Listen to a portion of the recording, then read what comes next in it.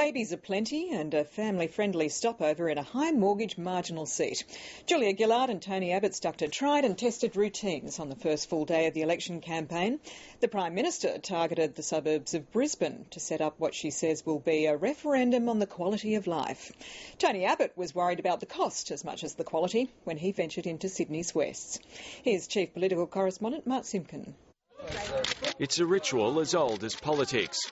But in her first campaign stop, Julia Gillard embraced the cliche. And you were sweet. Again. The face painting's pretty good. And again. Here's one, this is 8 weeks. 8 weeks. And again. Very cute. This is the cute face of population growth. But Julia Gillard believes her predecessor's idea of a big Australia is a lot less cuddly. Not a big Australia, but an Australia in which we can protect the lifestyle we've grown up to love. The government won't put a number on what it thinks is an appropriate population, but talks of easing the squeeze in crowded cities. In a first promise of the official campaign, Julia Gillard redirected money for housing to housing. $200 million will speed up the construction of 15,000 new homes in regional centres. This election is going to be a referendum on our very quality of life. How can you trust them to deliver on their 2010 promises when they completely reneged on their 2007 promises? The latest Labor promise is aimed at the outer suburbs of the big cities, where mortgage stress is also a burning issue. When interest rates go up, absolutely, it must be a nightmare.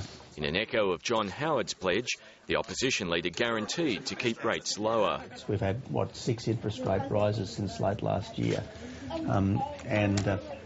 it looks like there are more on the way. The guarantees kept coming. There will be no carbon price on consumers under a coalition government. That will disappoint some of his own party and these climate-sensitive protesters.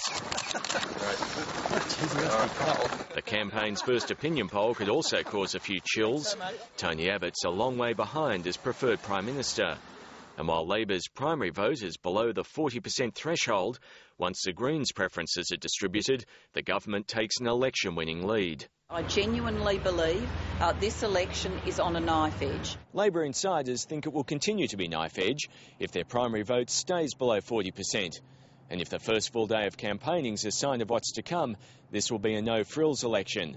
One side rebadged money, the other didn't offer any. Mark Simpkin, ABC News, Canberra.